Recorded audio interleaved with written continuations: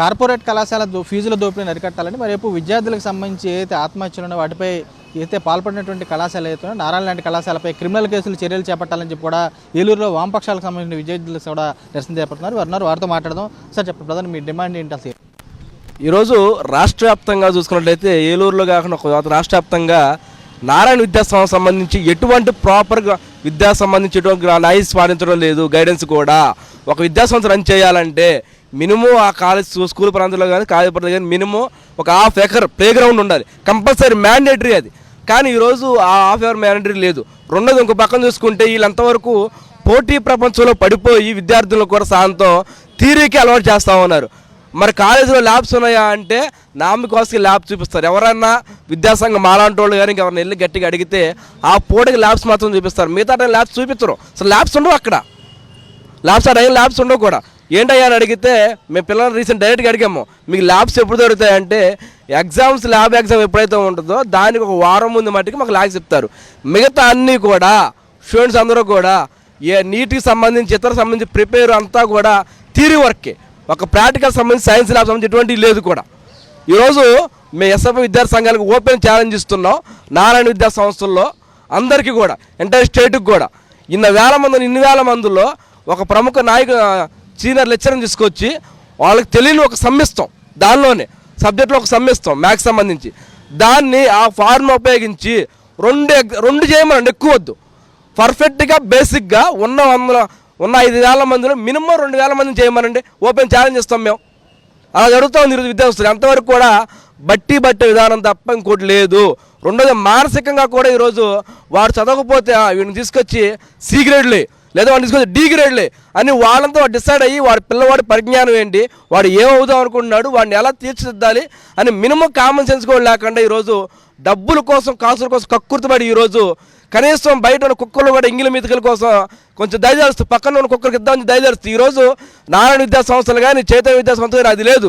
నాకు రావాలి అందరూ కూడా మా పిల్లలు మార్కు రావని చూస్తున్నారు తప్ప వాడికి పరిజ్ఞానం అందిద్దాం, బేసిక్గా తయారు చేద్దాం, ఇంకో అబ్దుల్ కలాం తయారు చేద్దాం. ఈరోజు ఫీజుల దోపిడీ అనేది ఎలా వచ్చిందయ్యా అంటే ఫీజులు అక్కడున్న పరిస్థితిని బట్టి పేరెంట్స్ మొబిలైజేషన్ చేస్తున్నారు. మా కోసం కట్టట్లే కదా, మీ పిల్లవాడు భవిష్యత్తు కోసమే అని చెప్పేసి ఒక 4 మాయ మాటలు చెప్పి చేస్తూ ఉన్నాం ఇంకో ప్రభుత్వాన్ని. దీన్ని మేము అడుగుతూ ఉన్నాం. ఫీజుల దోపిడీ సంబంధించి గతంలో 2018లో స్పెషల్గా 2019 స్పెషల్ జీవో వచ్చింది.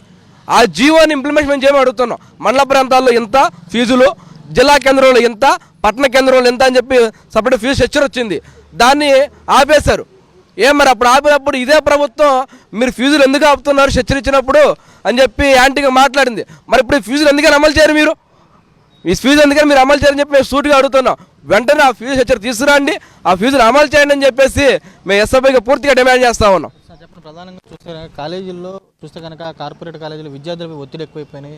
చూస్తే కనుక ఫీజుల దోపిడీకి ఆత్మహత్యలు చేసుకునే పరిస్థితుంది. ఏమేం చూస్తారు అసలు? కూటమి ప్రభుత్వం వచ్చాక విద్యార్థులు చూసే ఉండరు. అలాంటి నారాయణ కాలేజీకి సంబంధించి కూడా బిల్డింగ్ పై నుంచి దూకు విద్యార్థి చనిపోయాడు. దానిపై ఎటువంటి స్పందన లేదు. ఏం చూస్తారు అసలు? నా పేరు Shivakumar, AISF all India student federation. అయితే రాష్ట్ర వ్యాప్తంగా నారాయణ, చైతన్య కార్పొరేట్ ప్రైవేట్ విద్యా సంస్థల్లో బాగా విపరీతంగా విద్యార్థుల నుంచి దోపిడీగా తయారవుతూ ఉన్నారు. గత 3-4 రోజుల క్రితం అనంతపురంలో చూసుకున్నట్లయితే ఇంటర్మీడియట్ చదువుతున్నటువంటి చరణ్ అనే విద్యార్థి ఆ ఫీజుల దోపిడీకి మానసికంగా లైంగిక బాగా ఇబ్బంది పడి 3 అంతస్తుల బిల్డింగ్ నుంచి కింద పడిన పరిస్థితి మనం చూస్తూ ఉన్నాం. అదేవిధంగా నారాయణ విద్యా సంస్థలు చైర్మన్ ఒక మంత్రివర్యులు అయి ఉండి ఇప్పటి వరకు కూడా స్పందించలేకపోవడం చాలా సిగ్గుచేటుగా ఉంది. అదేవిధంగా కూటమి ప్రభుత్వంలో ఉన్నటువంటి నారా లోకేష్ గారు ఏమైపోయారో తెలియదు, అదేవిధంగా చంద్రబాబు గారు ఏమైపోయారో తెలియదు, పవన్ కళ్యాణ్ గారు కూడా ఎందుకు స్పందించట్లేదు అనేసి అన్ని విద్యాసంఘాలుగా ఐక్య విద్యాసంఘాలు అన్నీ కూడా డిమాండ్ చేసి అడుగుతూ ఉన్నాయి. ఇప్పటి వరకు కూడా మీకు ఒక ర్యాంకుల పరిధిలో మీరు పెట్టుకుంటున్నారే కానీ విద్యార్థుల సమస్యలు ఎటువంటి పరిష్కరించట్లేదని విద్యాసంఘాలు కూడా మేము డిమాండ్ చేస్తూ ఉన్నాం. అదేవిధంగా మీ నారాయణ విద్యా సంస్థలు కానీ చైతన్య విద్యా సంస్థలు కానీ ఎక్కడైనా అనుమతులు లేకుండా పుట్టగొడుగుల్లా ఇంకా ఎదుగుతూనే ఉన్నాయి. కానీ ఎటువంటి విద్యార్థులకి ఒక మంచి చదువుని ఇద్దామని కూడా ఎటువంటి ఆలోచన పెట్టుకోకుండా విద్యార్థులు నాశనం చేస్తాకే ఈ విద్యా సంస్థలు ఉన్నాయే కానీ విద్యార్థులను ఒక చక్కటి భవిష్యత్తుతో దిద్దుతామని ఎవరు కూడా అనుకోవట్లేదు. అదేవిధంగా ఏంటంటే విపరీతంగా దోపిడీలు అరికట్టడానికి ఉన్నటువంటి ఏలూరు జిల్లా కలెక్టర్ గారు కూడా స్పందించాలి. అదేవిధంగా అధికారులు కూడా స్పందించి ఉన్నటువంటి ఎక్కడైతే ఇంటర్మీడియట్కి ప్రాక్టికల్ ఎగ్జామ్స్ పర్మిషన్ ఇచ్చారో కంపల్సరీ అక్కడ ల్యాబ్ ఎక్విప్మెంట్స్ కంపల్సరీగా ఉండాలి. అటువంటి ల్యాబ్ ఎక్విప్మెంట్స్ లేని చోట అక్కడ ఉన్నటువంటి ఎగ్జామ్ పర్మిషన్లో రద్దు చేసి ఉన్నటువంటి కళాశాలలు కానీ ప్రతిదీ కూడా సీజ్ చేయాలని ఈ సందర్భంగా ఏఐఎస్ఎఫ్ ఆధ్వర్యంలో డిమాండ్ చేస్తూ ఉన్నాం. ప్రధానంగా చూస్తే కనుక ఫీజు రింబర్స్మెంట్ బకాయిలు లేవు. ఆల్రెడీ చూస్తే కనుక విద్యార్థుల తల్లిదండ్రులు కూడా తీవ్ర ఇబ్బందులు ఎదుర్కొన్నారు. అలాంటిది ఇప్పుడు ఫీజుల ఒత్తిడి ఏం చూస్తారు? కూటమి ప్రభుత్వం వచ్చే అధికారంలోకి రాకముందు చాలా హామీలు మనకి విద్యార్థులకు తల్లిదండ్రులకు ఇవ్వడం జరిగింది. ఏ రకంగా అయితే అధికారంలోకి వచ్చిన కూటమి ప్రభుత్వం అధికారంలోకి వచ్చిందో 100 రోజులు దాటిన తర్వాత కూడా ఇప్పటి వరకు కూడా ఇక్కడ కూడా ఏ ఒక్క విద్యార్థి కూడా ఫీజు రింబర్స్మెంట్ కానీ లేదా వీళ్ళు ఇచ్చినటువంటి పథకం ఏదైతే తల్లికి 100 ఉందో కూడా ఏ ఒక్క రూపాయి కూడా ఈరోజు విద్యార్థి చెల్లించకపోవడం వల్ల ఈరోజు తల్లిదండ్రులు కానీ విద్యార్థులు కానీ చదువుకోవాలన్నా సరే మొన్న అనంతపురంలో చూసిన అదే సంఘటన. విద్యార్థులు ఫీజు కట్టబోయేసరికి ఒక విద్యార్థి 3 అంతస్తుల నుండి కింద దూకి బంధించడం జరిగింది. ఈరోజు రాష్ట్ర ప్రభుత్వం ఒకటే ప్రశ్నిస్తున్నాం, మీరు ఇచ్చిన హామీలు ఎలాగో నిలబెట్టుకోలేరు, మరి ఎందుకు కానీ విద్యార్థుల మీద ఎంత ఒత్తిడి తీసుకొస్తారని చెప్పేసి మేము నారాయణ విద్యా సంస్థలు కానీ లేదా కూటమి ప్రభుత్వం చెప్తున్నాం. ఈ రోజున మంత్రి ఉన్నటువంటి నారాయణమూర్తి గారు వాళ్ళు ఉన్నటువంటి నారాయణ విద్యా సంస్థలోనే ఈ రోజున ఒక విద్యార్థి మృతి చెందారు. ఎందుకని అలాంటి వాటి మీద స్పందించలేదని చెప్పేసి మేము ఈరోజు కూటమి ప్రభుత్వం అన్ని విద్యార్థి సంఘాలను మేము ప్రశ్నిస్తాం. ఎందుకు మీరు ఎంత నిర్లక్ష్యంగా ఉన్నారు? ఏమాత్రం మీకు విద్యార్థుల మీద చిత్తశుద్ధి ఉంటే కనుక ఇప్పటివరకు 3 విద్యార్థులు ఈ రకంగా ఫీజు ఒత్తిడి వల్ల చనిపోయారు. ఒక విద్యార్థుల కుటుంబానికి నష్టపరిహారం అదే వారికి న్యాయం చేయండి, లేని పక్షాన అన్ని విద్యా సంఘాలు కలుపుకొని పెద్ద ఎత్తున యొక్క ఉద్యమాన్ని ఉద్యమిస్తామని చెప్పేసి హెచ్చరిస్తున్నాం. ప్రధాని చూస్తే పాదయాత్రలో కూడా అనేక హామీలు ఇచ్చారు, ఆల్రెడీ అమలు చేస్తామని చెప్పారు లోకేష్. అసలు విద్యాశాఖ మంత్రిగా ఉన్న ఇలాంటి పట్టించుకోవడం ఏంటి? ఆయన విద్యాసంఘం నారా లోకేష్ గారు విద్యాశాఖ మంత్రి అయ్యారు, పదవి ఉంది.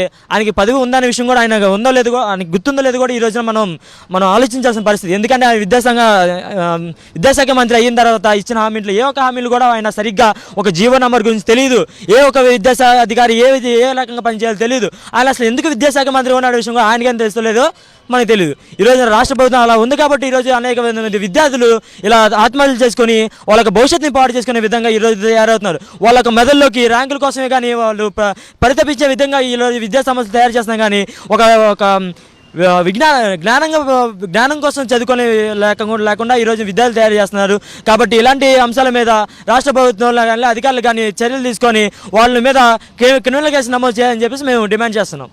ప్రధానంగా చూసాక విద్యార్థులకు సంబంధించిన ర్యాంకుల ఒత్తిడితో కూడా బంగారు భవిష్యత్తులు కూడా పాడు చేస్తున్నారు. చూస్తే ఫీజుల దోపిడీతో కూడా విద్యార్థులకు సంబంధించి ఆత్మహత్యలు పాల్పడేలాగా చేసినటువంటి నారాయణ చైతన్య లాంటి కళాశాల మీద కూడా చర్యలు తీసుకోవాలని చెప్పి విద్యార్థి సంఘాలు కూడా డిమాండ్ చేస్తున్న బస్ కూడా కనబడుతుంది.